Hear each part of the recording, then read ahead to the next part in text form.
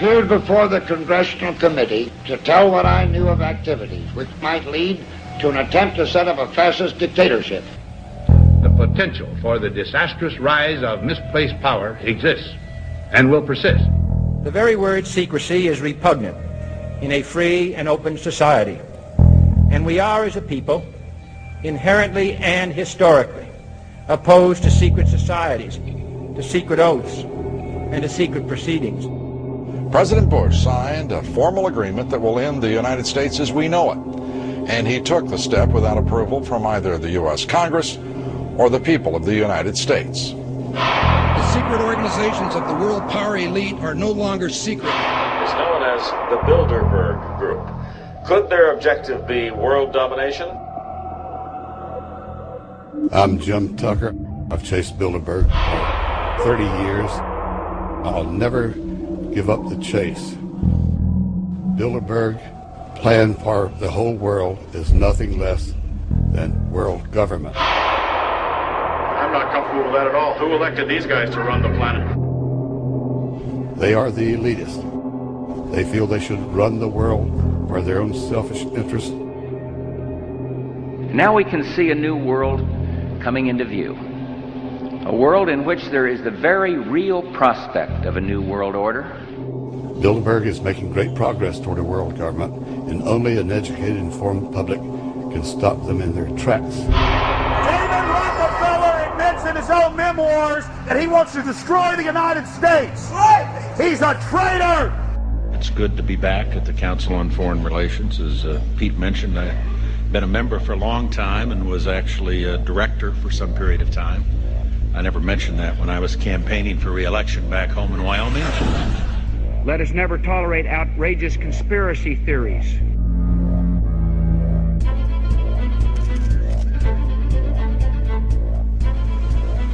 I need you to move off the property, please. Some shots were fired.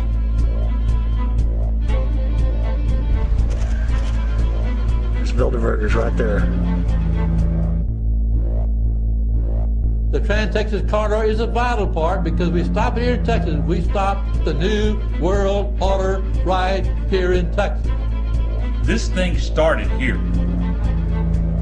And to save this country, we kill this damn thing here.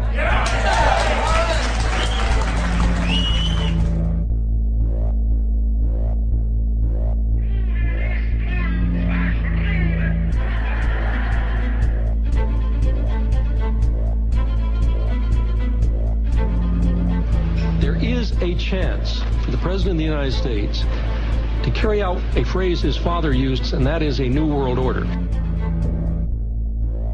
Your new world order will fall. Humanity will defeat you. The answer to 1984 is 1776.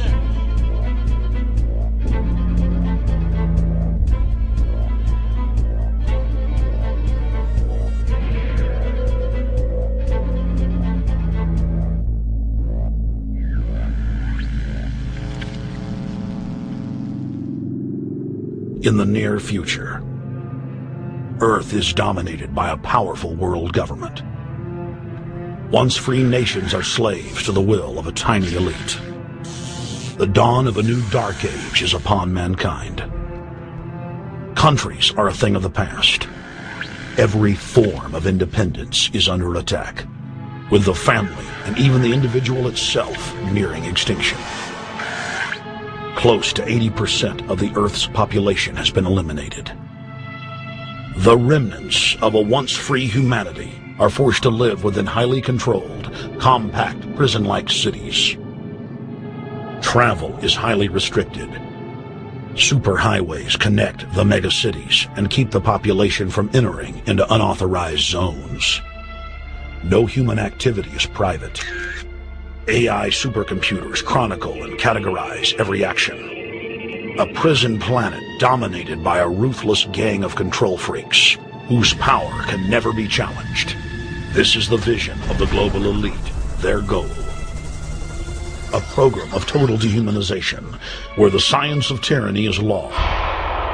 A worldwide control grid, designed to ensure the overlord's monopoly of power forever. Our species will be condemned to this nightmare future unless the masses are awakened to the New World Order master plan and mobilized to defeat it. Erected by a secretive group, the Georgia Guidestones are a testament to the elite's plan for a world religion, global laws, with a global court and army to enforce it. And set in stone, it is written that the population never rise above 500 million.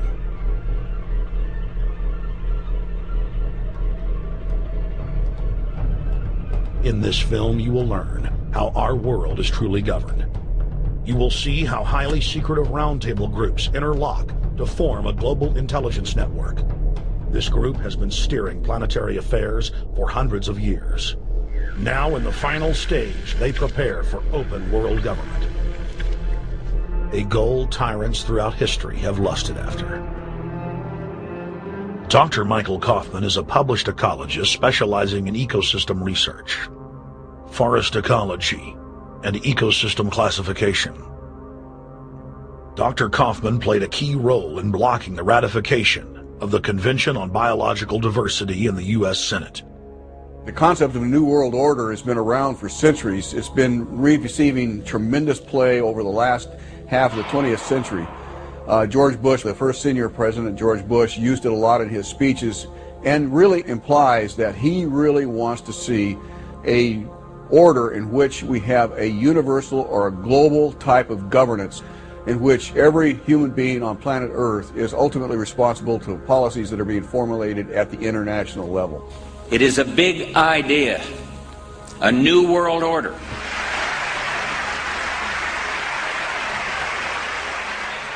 President Bush said that the New World Order was in tune, and that's what they were working for. The UN is part of that government. They're working right now very significantly for a North American Union. That's why there's a lot of people in Washington that don't care too much about our borders. They have a philosophic belief that national sovereignty is not important. It's also the reason I have made very strong suggestion that we need not be in the United Nations for our national security. It's really always the same. You go back throughout all of history, the Roman Empire, the Soviet Union, Hitler during the Nazism was always saying that it's going to create the utopia for the average person, when in fact, history always shows that it does exactly the opposite. Conquest and empire is as old as civilization. Babylon, Egypt, and Greece. They all built empires in an attempt to rule the world. The Roman system at its peak dominated the known world. Complex governmental systems were developed to control diverse populations. During the period between the 15th and 19th century, new empires emerged and again waged war for supremacy. The nobility, as well as the thriving merchant class, were financed by a handful of private banks.